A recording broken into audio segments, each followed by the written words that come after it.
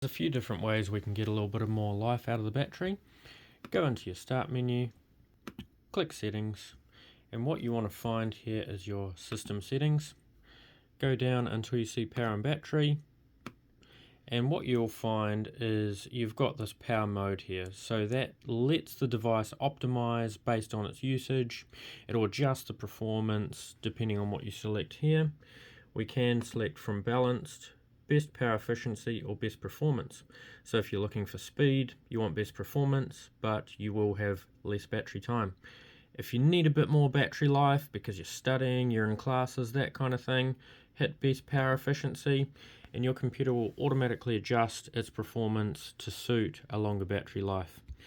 You also have the battery saver, which can automatically turn on. By default, it'll turn on at 20%.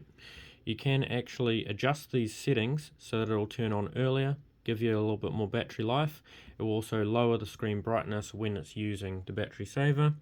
You can also turn it on now. So if you're planning to, need to do a lot of study today, you want to get a lot of battery life, turn battery saver on, your screen will dim down, the performance of the laptop will go to a level where it lets you get the most out of your battery.